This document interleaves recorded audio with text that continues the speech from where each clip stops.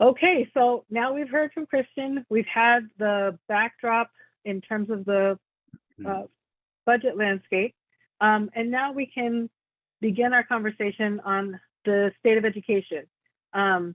We know that we have lots of hopes and dreams about what we want to see in our birth to 12 education. And we also recognize that before we can do all that work and have those conversations, we also need to be real about what's actually happening on the ground. And so we want to hear from folks who can, our early childhood and K-12 leaders who could provide some of those insights today. So joining us on our first panel is Max Arias, who is the Executive Director of SEIU Local 99, Education Workers United. He represents 50,000 school employees, early childhood center workers, family child care providers, and serves as a chief negotiator for Child Care Providers United, representing 40,000 providers across the state. Our next panelist is Linda Asato. She's the Executive Director of the California Child Care Resource and Referral Network, serving families and early childhood providers across the state. She provides over 20 years of public service in the nonprofit sector and a lifetime commitment to child and family advocacy. We also have Toby Boyd, president of the California Teachers Association. Toby has had multiple leadership and advocacy roles along his 25-year teaching career. And I love how he often talks about being a kindergarten teacher and the importance of the early years. And we also have Najla Gomez Rodriguez. She is the Capacity Building Director at Californians for Justice. Najla helps communities and school districts increase family and student decision-making power to advance racial justice. And finally, we have Edgar Zazueta, Executive Director of the Association of California School Administrators. He leads the largest umbrella administrator organization in the country and has had a long history in public service and education.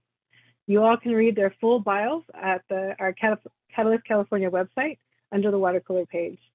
So these are our panelists. Thank you so much for joining us today. If we were in a room together, the audience would be giving you a great big applause. So I hope you can feel their energy.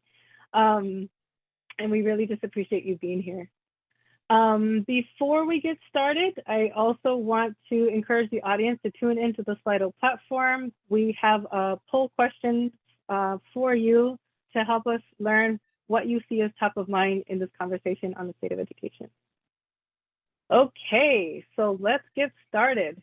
So the state of education, where are we now? We know we are well into the pandemic. It is not over. We have seen incredible pain, incredible investments, incredible wins in early childhood and K-12, as Christian was just talking about.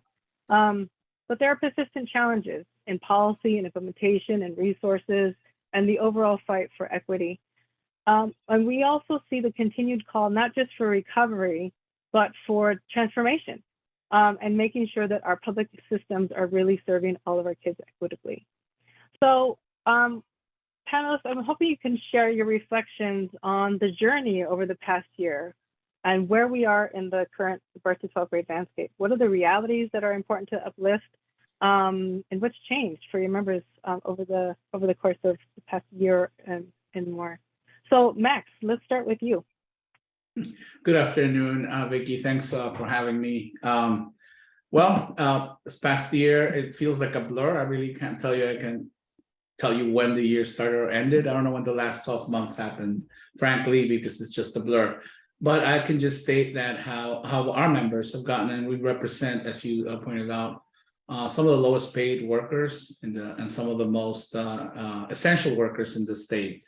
Including all classified staff in K-12 schools and early education workers, which include family child care providers. And specifically family child care providers want to share, you just heard the presentation, the challenges are vast. The pay is really, really, really low to the point where there was, throughout the pandemic, thousands of providers had to close their homes, while the rest that were there actually were caring for a lot of the children of the essential workers.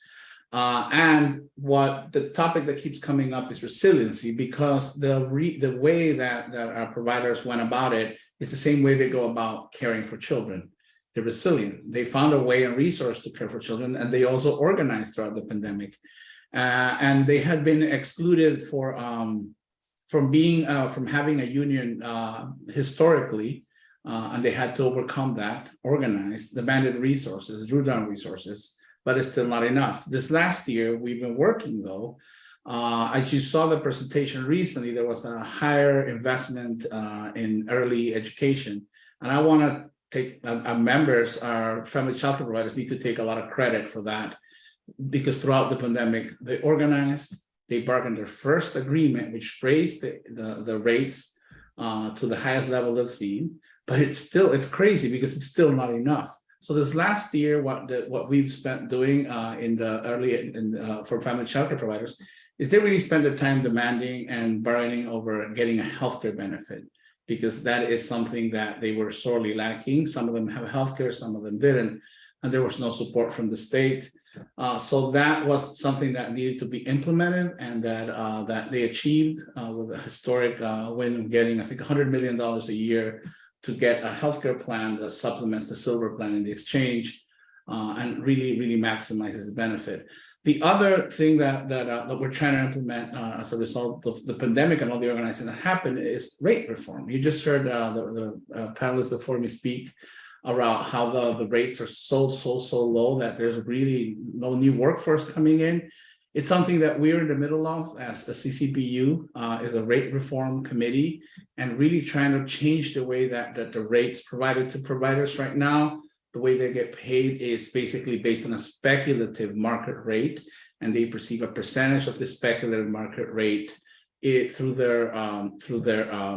the state. It's not really based on the service, nor does it cover the cost of the service. And this also restricts how much they can charge for private pay, which results in extremely low resource. I'm going to say resource and pay, and also the assistance that they have are also struggling. And without them, a lot of the communities lose their glue in that. And with just a brief on K through 12 on the classified employees, which is bus drivers and people that clean, teachers' assistants, all of the basically non-teaching personnel. The reality that we see that the districts are receiving money is not really coming down, and we still have a persistent problem in that the workers doing the classified work, providing all of the surrounding services, are basically living in poverty, and are also Black and brown women, and there's no really equitable investment. So I just wanted to add there, as we're talking about teacher shortage in K through 12, let's not forget that there's also a shortage in other work, such as keeping the schools clean, such as the bus drivers, such as people that cook, etc. And I know this really is affecting the environment, and it's really sad, to say the least, that the districts are sitting there with this money and paralyzed on how to use it. So it's incumbent on us to organize and to ensure that it's used in an equitable fashion. So that, I hope that answers the question. Thank you. Thank you. I appreciate that. So Linda, I'm wondering if you can piggyback off Max, since we're talking about the early childhood field, what other things are important to uplift in addition to what Max was talking about? Sure, and actually I think Christian's word about turbidity, that's a new word that I've learned today. But I feel like that kind of still sums up where this is at, particular because childcare needs are still very centered on what families and parents need for care.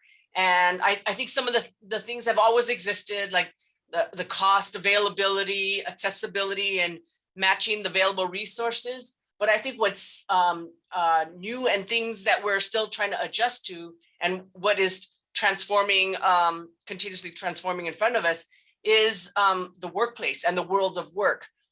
So remote work, availability of childcare that matches that change in their world of work. We don't know how much work slowdowns, whether that would mean part-time care, or what will that mean for parents' need for care, unemployment rate, or the looking for care, the movement of people from different places to where they're more affordable, and is there care there? The desire for work-life balance, and even just balancing other caring responsibilities that a family might have within the family. And I think those kinds of family demand or family conditions affects the demand and therefore the supply. And then let alone, I think, I think just building off of what Max is saying about is that the supply is also changing, particularly because of their own conditions of, and I'm really talking about early childhood. So we are seeing huge worker shortages, and I think there's these questions is, is this a career, a profession that's worth investing in as the individual? Because will there be livable wages for them, ability to sustain a livelihood in this kind of career? I think there's new stresses on the workforce.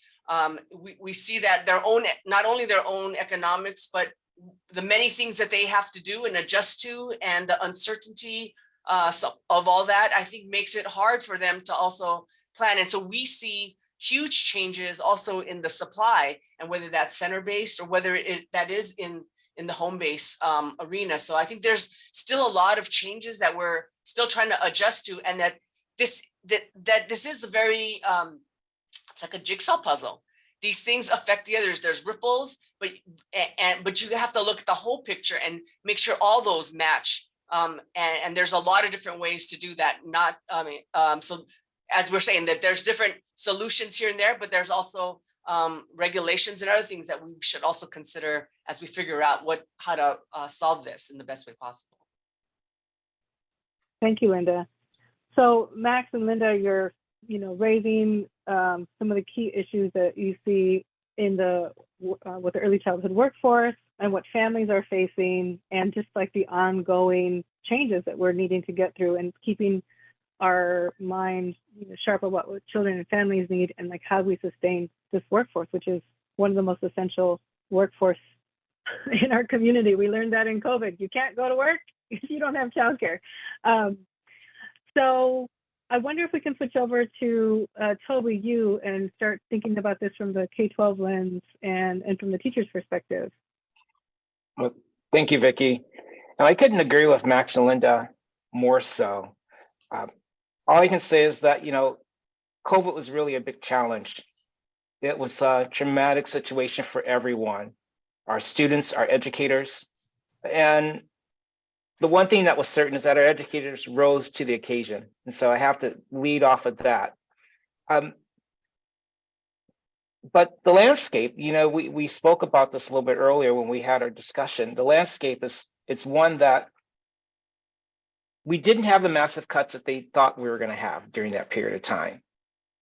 We did have funding increases. The problem is that it's one-time funding. It's not ongoing. That's going to really truly, the ESSER funds and all that, it's not going to truly build up what's needed. And so, as Christian said, districts are holding on to it because they don't know, what's going to happen in the future. And it's starting to make our members, panic. We have a lot of folks that are retiring early because of the stress that was caused because of the pandemic. And that's just exacerbating this teacher shortage. Our members, we did a survey, and the survey from about 4,600 of our California teachers, they stated that, exhaustion, stress, and burnout were really high on that list. That it was so much stress placed on them, that the political attacks that are coming, we were the saints in the beginning because we did everything we possibly could in order to make sure our children were being educated. But then all of a sudden the political attacks start coming to us. And it's unwarranted. We want to educate our youth. We want to make sure they're ready to be those people that are going to be there in 2034. I was in a conference this weekend up in Palm Springs for LGBTQ+ conference. And This is just an example real quick that we had over 500 educators there, but we had people outside that space with bullhorns telling us that we were wrong for wanting to make sure that we support our educators and our students. Now, the stress is just, that's just a snapshot of the picture of the stress that our educators are handling. The lack of support, student behavior, I mean, those are the landscapes that we are living today. And we have to try to figure out a way how to navigate. Max, I hear you when you say salaries. We have educators that can't live in the spaces that they teach, and they're driving, 2-3 hours sometimes round trip. That is unacceptable. Our educators want to stay in, but we have to make sure that they have all that's needed in order to secure a really hopeful future for our students. And that's all we're asking. Thank you, Toby. Thank you, Appreciate you Vickie. sharing that educator perspective. And I wonder if we can, Edgar, have you speak from the administrator perspective. Sure, Vickie. And thank you, Vickie, to California and to all the organizers of the conference. Always a highlight of the year. This always feels like it's a way of coming home, even in a virtual setting. Just getting to scroll down the attendee list and seeing so many familiar names is always a nice occasion.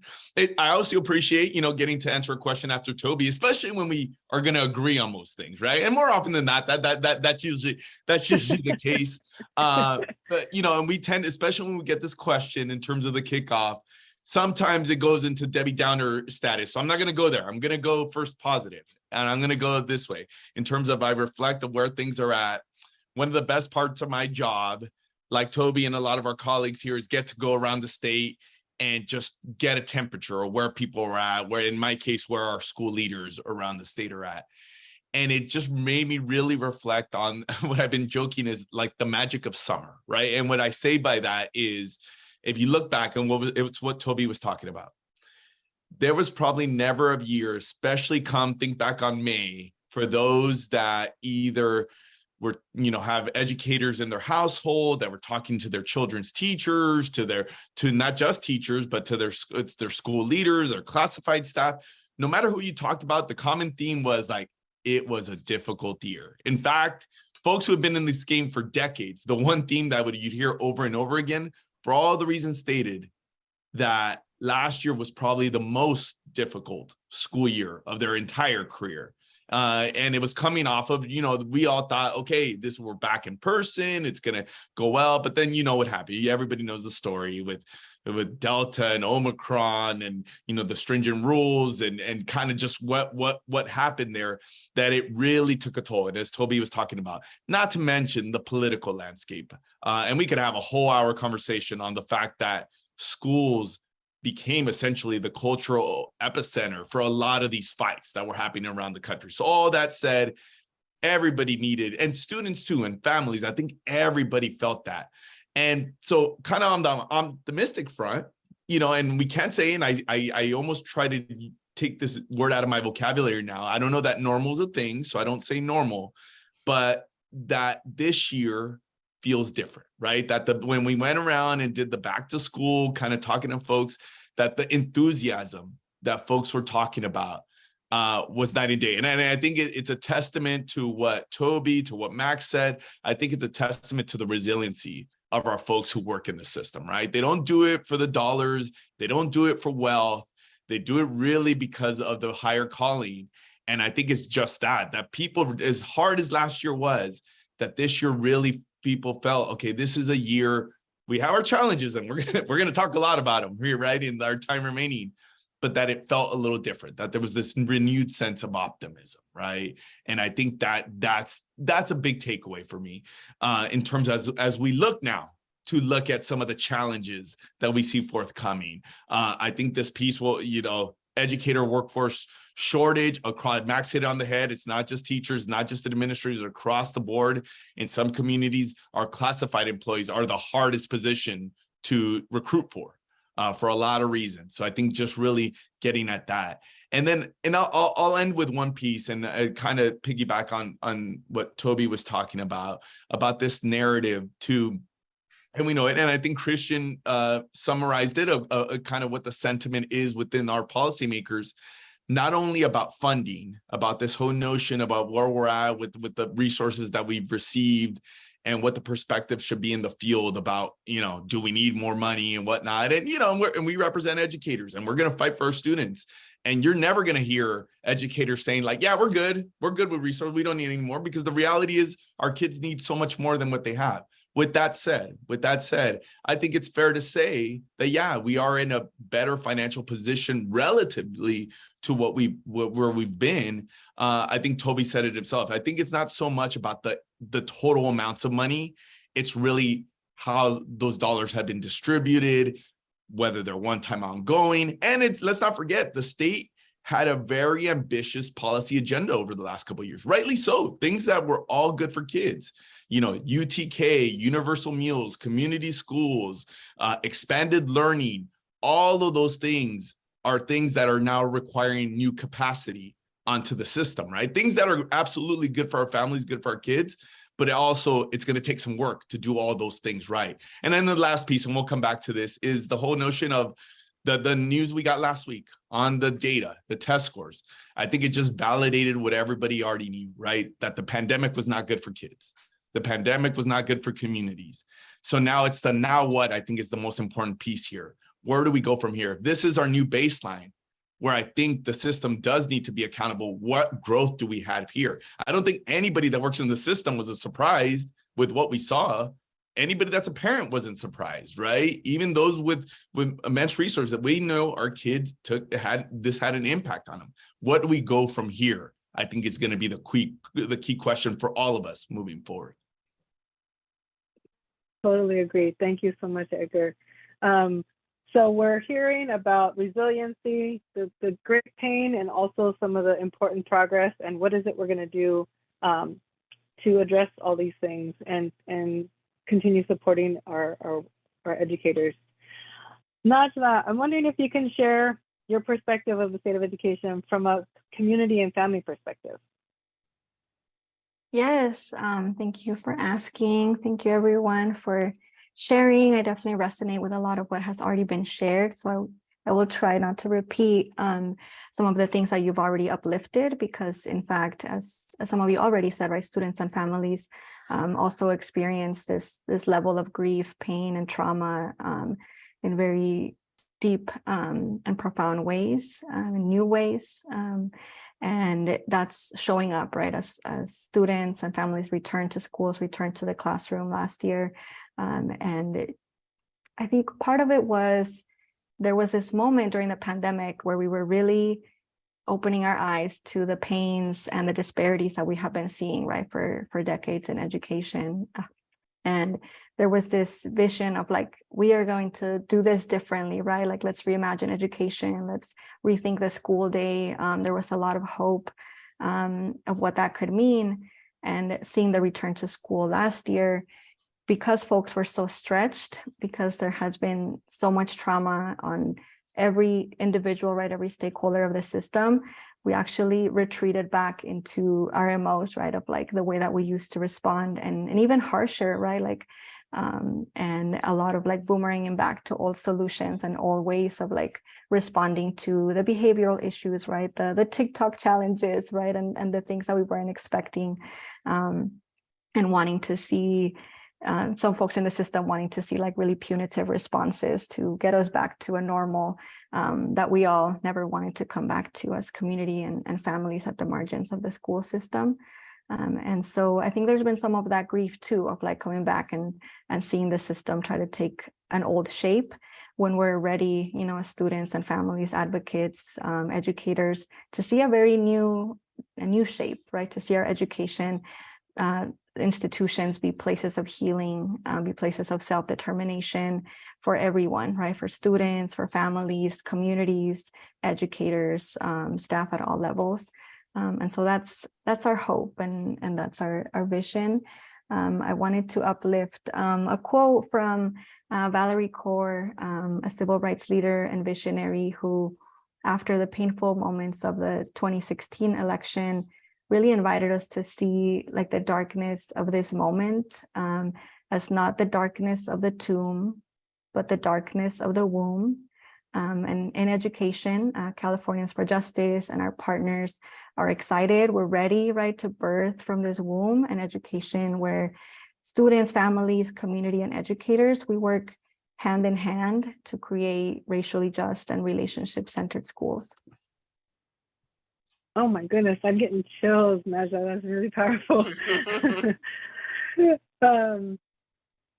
Appreciate the real perspective, right? Of like, there's a various challenges, and then there's kind of the realities of the pressures on the system, the resiliency, but also, as you talked about, Najla, from the community perspective, like sometimes going back to the things that aren't really working for us. And so, as we think about the landscape that Christian painted, which is complex and not as doomy as we had initially thought, but also, as Edgar talked about and others, there have been incredible resources and initiatives during this time, right? Lots of folks rolling up their sleeves at all levels, including at the policy and level in terms of investments and policies. And so how has that impacted? How has that rolling up the sleeves and all these initiatives impacted in positive ways and been able to make the gains that we hoped for? And what is still left? Like, I know there's a lot to do, but what is important to uplift about what's working, about all the energy and investments that we've been working towards to get to where we need to go, to what Najla was describing about the transformation we want to see. So we can start let's start with Linda. Sure. So, one of the things that I think changed during this pandemic that I think was good and I hope would continue. So sort of this, how could we take the best of the lessons and move them forward, I think is some movement away from compliance to support. I think a lot of times that all our funds had all these strings attached, not just in eligibility, but also the continuous, what felt like harassment on people to prove different things. And I think that some of that got lifted during the pandemic period. And I hope that continues, because I feel like what that shows is the system is starting to think about the end user in mind and adjusting to their needs rather than being so controlling and prescriptive. So I think there's many different examples of that has in the early childhood field, whether that has been just allowing people to keep their family fees and what they did with that to support themselves. So the no strings attached kind of notion about what people do with their funds. Or in our case, we see that people were because of the different needs during that pandemic and maybe not going to childcare, but then being the caregiver themselves. So you'll see different play groups or different kinds of going to video training. So those kinds of combinations that allow that flexibility to adjust to the end user, I feel like there needs to be more of that. And I felt like we got some taste of that. And I also think that us as an advocacy group and as the system, also thinking more about whole child and whole family and their needs, because I think it is too much and unfair to also just put any of these disparity in student achievement or their abilities on the teacher, the provider. That when we're talking about what are some of those root causes, you also have to think about lack of food, lack of open space, medical care, literacy, transportation. Those kinds of things affect not only a child's ability, but those, and especially in historically disinvested communities, that makes it even farther. So I think when we're talking about disparities, it's not just the school, not just the teacher, not just the childcare provider, but thinking about things in that context. And I think those are things that have become more clear. The pandemic also lifted that, but I think we got to take those, what we learned in this very difficult time and apply it, and also keep what we feel are some things that have been working as part of those lessons. Thank you, Linda. Max, I'm wondering if you can jump in and again speaking to what's been working on all the things what's been the impact of what we've seen in policy and investments and everyone kind of rallying together, and what more is needed. Well, I think one of the biggest ones is when the pandemic hit, right, and early educators, specifically family childcare providers and center teachers, had already been living this reality that was exposed throughout the pandemic. They were already in crisis. They were not making ends meet. They were supporting the children of families that were in need. And that didn't change. Actually, what the pandemic did do, though, is amplify and put a magnifying glass. And through organizing our, I think, providers and teachers, center teachers, he amplified it even more and turned it into a demand. So I think out of the pandemic came certain things. One is, I think, an understanding that one, there's no real structures built around specific family childcare providers or actually to support centers, early education centers. What I mean by that is they were on their own to figure out how to make ends meet with pay. There is no retirement benefit. Just let me pause there for a second. The age of family childcare providers is up there because they cannot retire because there's no benefit and they've been struggling making ends meet. And so you have workers that are just still, in their 70s, still doing this at high energy. And so I think that's important to lift. But I think throughout the pandemic and through the process of collective bargaining for family childcare providers, which also, impacted centers as well and center teachers, there were some things put into place, and namely the opportunity to build and create some of these infrastructures that surround them, that provides benefits and some sort of stability to providers and families, such as expanding the amount of vouchers that are there. The reality, though, the expansion is a bit of, I don't want to say a fall expansion, in that there's not enough workforce to cover the amount of vouchers out there. And what the vouchers, compensation based on the voucher is really almost null, very, very little. So therefore, it's not really expanding as it should, but they're there, right? And I think as a result, there is now a conversation about creating real structure around early education. And I think that it's important also to find a balance as we're doing the structure, in that I'm seeing that the state in general is trying to create more investment only on kind of like center-based or school-based care, and parents need both. They need center-based, school-based, as well as family childcare provider care.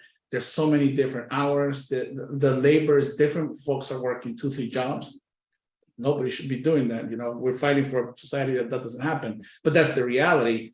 And parents need childcare. Unorthodox hours, and family childcare providers are also becoming more and more. They have always been educators in a way, but are because of the pandemic and being recognized as such. So I think one of the biggest obstacles, though, that we face as we're trying to deploy these resources is that we are finding out that our structures, our bureaucratic structures, are so we've known they're so slow, but they're so slow and inefficient, and there's like a sense of built-in to try to avoid dispersing these resources or actually creating the conditions.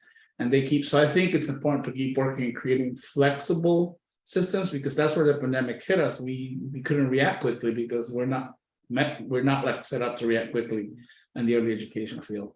So that's where I'll leave it. And I really couldn't also just agree with everything Linda said. And I just want to lift up that one thing that came out of the pandemic here in LA is the sense of solidarity in society, that in the city, that is kind of leaving us, to the point where, you know, LAUSD provided meals to not just students and parents, but to everyone that needed it. And the lines were crazy. I think it was the largest food operation in the history of this country that LAUSD did. And that started creating, you know, this solidarity in which it was not okay to let your fellow human go hungry.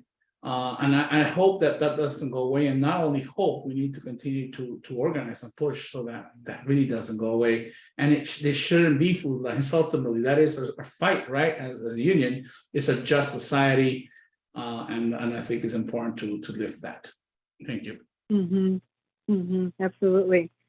So coming together, the way the pandemic kind of uncovered particular issues like structure, and then really the focus on understanding that holistic need of families and how we can come together beyond academics, beyond the traditional things that we look to schools for, and how we can be supporting our educators in the process.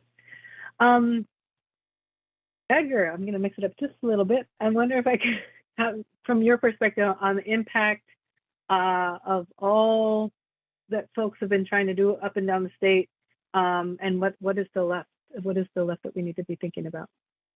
Yeah, I'll underscore what my colleagues have already touched on, but I think just because it is, I think, one of the major takeaways, and it's this whole notion of whether we're talking about whole child, whole community. I love how Max just talked about it, about really caring for our neighbor. And there's just countless examples, whether it be from some of the policy initiatives that I think I talked about, ambitious. You know, I'll be the first to admit, sometimes the system struggles with it, our leaders struggle with it because it's at a time where they were hurting. Now they had to, you know, take on these new challenges. But I think everybody agrees it's the right thing for kids, right? Whether we're talking about expanding early childhood education opportunities, where we're talking about expanded learning for after school, for kids that are most in need, universal meals, you name it, community schools, obviously talking about the wraparound services.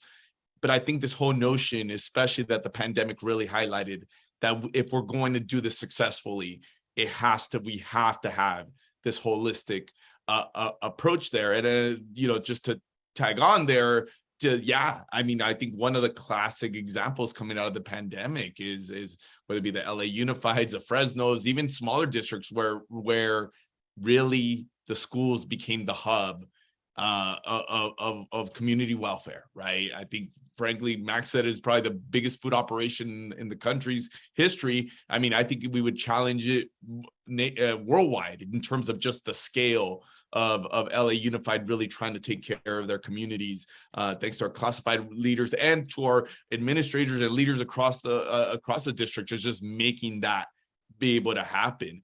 The flip side, I think, to more moving forward about, okay, well, what else is left? And I think we've started this conversation, and I'll use this as an opportunity to kind of highlight it. I think there's also been a renewed or an increased emphasis on social, emotional, mental wellness, right? And we've been talking about it from the students' perspective for obvious reasons. And I think we're just starting to crack that, that code there. I think it comes up in every survey. You talk to kids, you talk to students. This is actually the place they point to most often, like as one of the most pressing needs about their own emotional, social, mental wellness. Obviously, we've talked about it from the teacher and classified member perspective. I think this is, Toby talked about this. This is one of the reasons why we're losing so many people, especially even as I talked about the healing year. We also can't discount the toll that the last couple of years took, right? And that's not, no matter how long the summer is, you're not going to erase all that. And I think just we're still dealing with that piece of it. Selfishly, one of the places that we're putting a bigger emphasis is the mental, social, emotional wellness of our leaders. I would make the argument, obviously I represent school administrators, but one of the toughest jobs in the whole system over the pandemic was that of a school principal, just because of the challenges they had to tackle. They had to go, here you're supposed to be the instructional leader on your campus. You're supposed to be the person that has all the answers. I mean, really what the pandemic forced most of these individuals to do is be part social worker, part public health worker with contact tracing. And so I think there's still stigma, especially in positions where they're supposed to be the rock, they're supposed to be the leaders there. And we've seen this come up more and more in terms of surveys. So I think if we're going to really get to this bigger issue of the pipeline, and here's the thing, we've talked about all of these issues in the context of the pandemic. Here's the reality that we all know. Rewind to, pre-2019, 2018 in a very similar setting.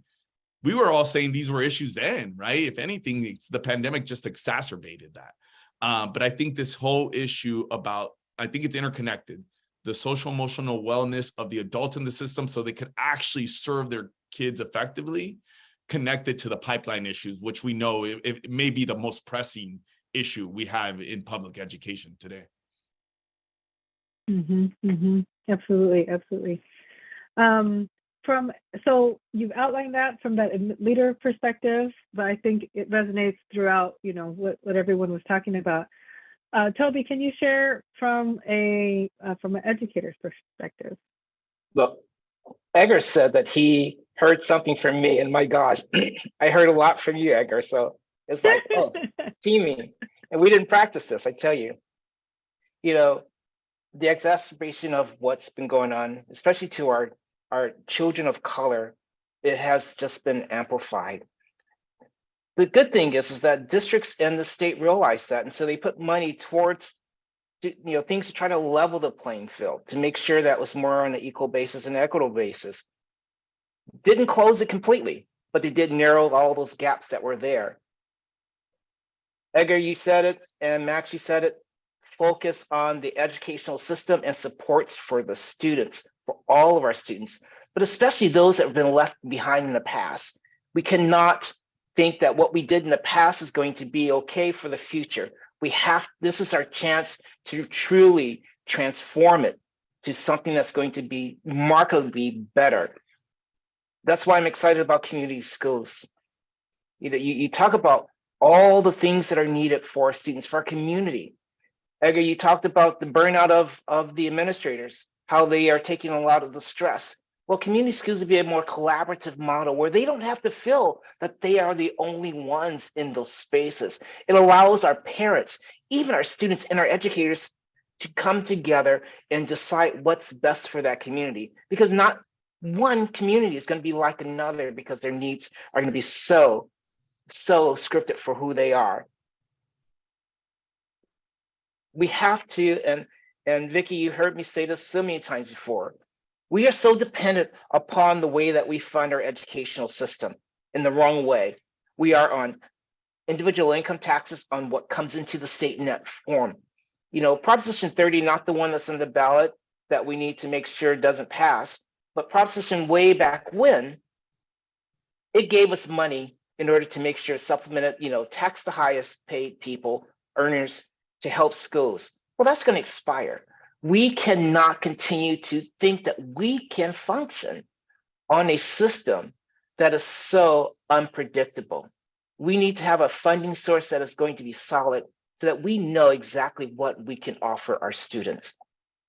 Hope, universal TK, my gosh, that is going to be one of the biggest investments that we can, because we know that when children are taught early on, they can get the foundational skills to have that love and joy of education that will push them over the edge in all of their endeavors. Proposition 28 is one that is going to bring music and arts into education. That sometimes is the only thing that keeps our students in education. So we need to make sure that we have opportunities like that. But before I leave, and I have to say this, is that we need to fund special education better than what we have, because we're doing such a disservice to our students that need the extra help. And I know our government, our state government is doing all that we can, but our federal government needs to step up to the plate and do what they promised. Those are things I'm hopeful for, Vickie. But it all begins in the beginning with our youngest ones, our early childhoods. And TK is a beginning step that I'm so excited to see. Thank you, Toby. Yes, TK and building bridges with the rest of the early childhood system and how we make sure we're working together for families. Absolutely. Najla, so from the community perspective, can you talk about the impact that we've seen and what more we still need to be paying attention to? Yes, and I'm feeling a lot of synergy. I'm going to speak also about community schools. I'm going to speak also about mental health. And I don't know how to feel about it. I'm like, I love the synergy. I'm like, this is why we're allies, right? And we work together in so many arenas. And yet the system is so hard to transform, right? And so that I think that's what we're trying to figure out together, because it's so set in the status quo, and it has us operating out of scarcity a lot of the time, and we're like pitted against each other. But it's cute what we're doing here, so I like this. And I'll share a little bit more about how we think about it and what's been coming down in terms of resources and support.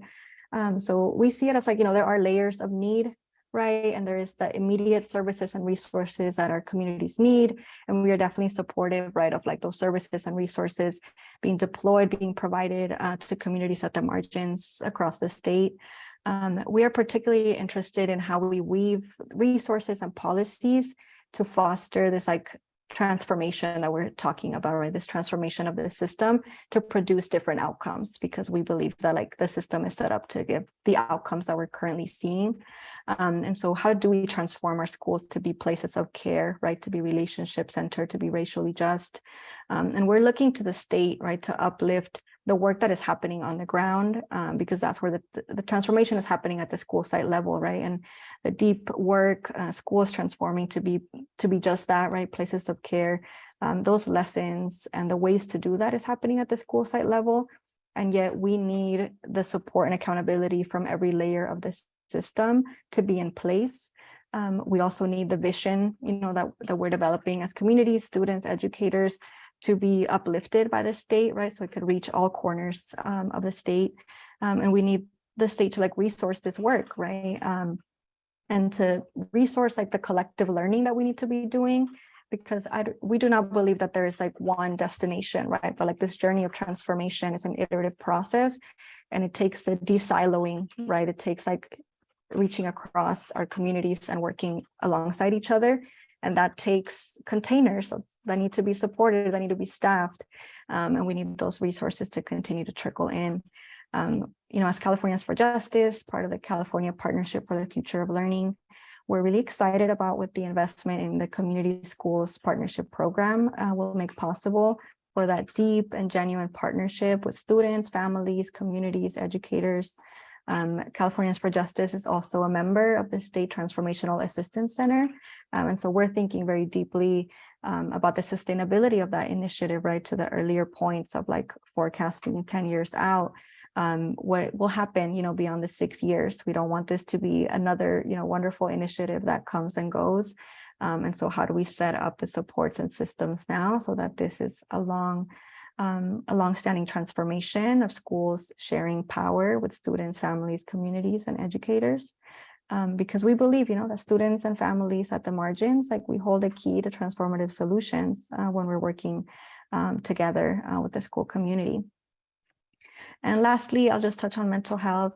So mental health has indeed been a big topic of conversation, of need, of demands from our youth leaders.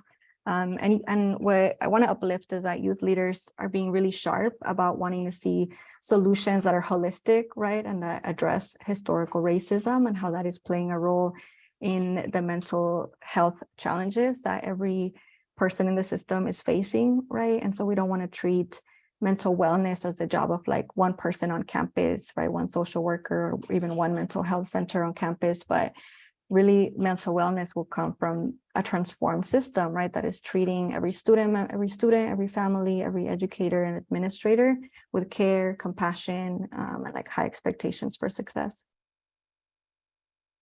Thank you, Najla. That's what we all want, right? We all want places where our kids can go, including my almost 3-year-old, to feel like they can thrive, to know where they can go, to be able to count on not just one person for all needs, but for a community, the village, to support them in the variety of needs, and that village supports each other. And so you just outlined an important opportunity through the community schools work. And so we are running out of time here. So for our last question, what is it you see as opportunities for transformation in this moment, right? To build these systems of belonging and community power. Are there particular examples that you want to uplift on what this can look like? So Najla, we'll start with you since you started describing that.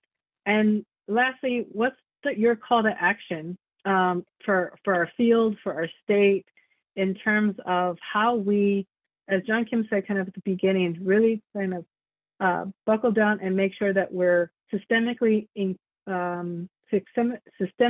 he used much better language than I'm about to, but systemically making sure that our foundation is rooted in equity, so that when we're moving forward, we're getting the results. And as you said, Najla, designing our system to produce the outcomes that we want to see. So we'll start with you, Najla. Okay, because everyone keeps taking my answers, so I'm glad I go first this time. I wanted to uplift an example just from the work we're doing on the ground in Long Beach Unified School District, just to bring us down right to the ground. So I want to uplift our partnership with the district.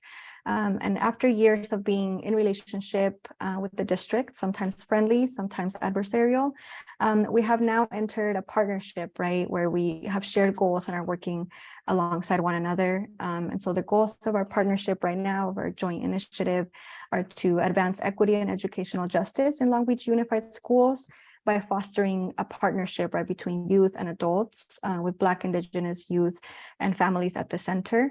We're supporting the Long Beach Unified School District school teams to address white supremacy culture, racism, anti-Black racism in particular, by centering the experiences and voices of Black, Indigenous youth of color. We're using what we call street level data, coined by Shane Saphir, educator, amazing person that we partner with.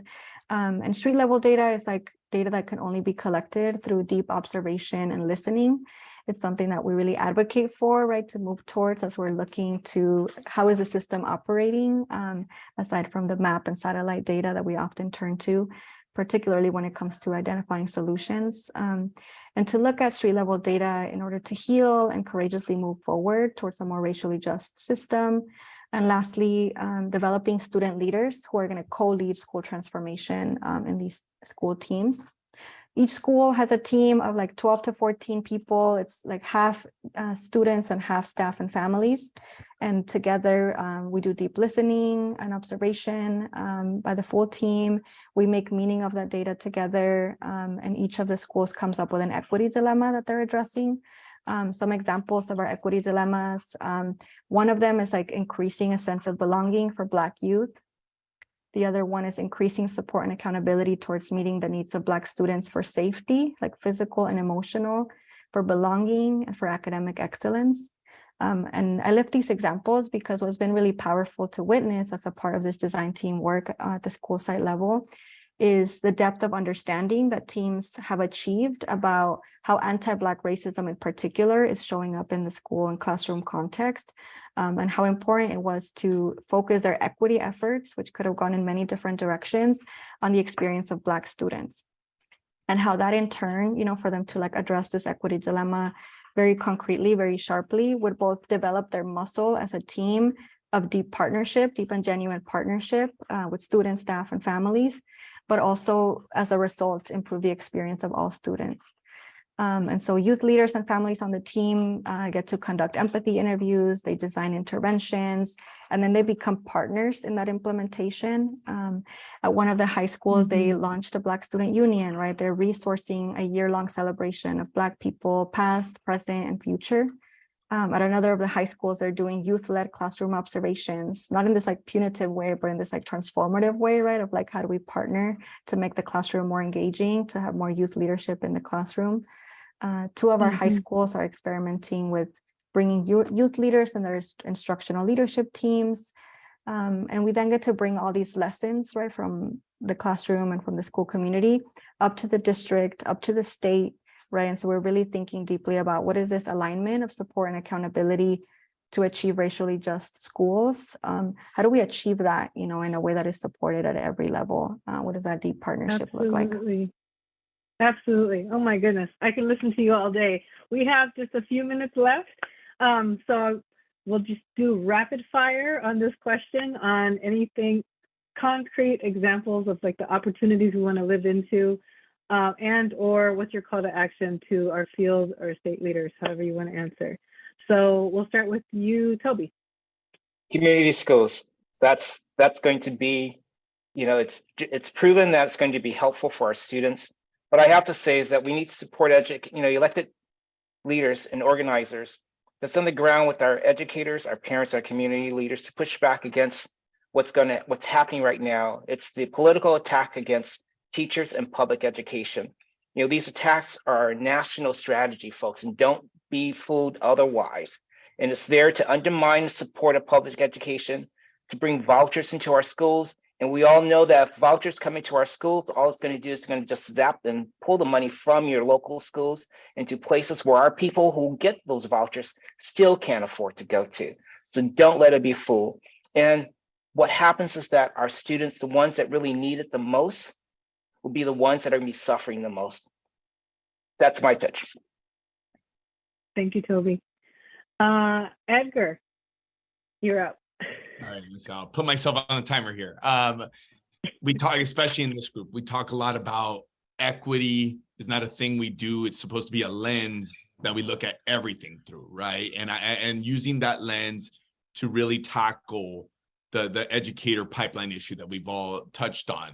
And what I mean by that is really focusing on continuing to diversify our workforce across the spectrum, from teachers, classified employees, all the way to district leadership principals, especially. One of the places, and not just because it's the right thing to do, because the research actually shows that it's good for kids and it's good for all kids. That if you have a person of color, especially in a community that's predominantly a person of color, that it's going to be good for all. And I think that's the most important thing, because it's the right thing to do for students. I think that's one piece. And lastly, that it's easy to make those statements here in this crowd, because I'm going to generalize, but we generally agree with it, that we can't give up. We have to think about, how do we message this? How do we convince? How do we win hearts and minds in those places where they don't love hearing this message, right? And I think that's a challenge for all of us. Absolutely. Thank you, Edgar. Okay, we have like 30 seconds. So Linda, we'll hand it to you. Yeah, so I think there's a couple of things. One is we absolutely have to get rid of the zero-sum mindset.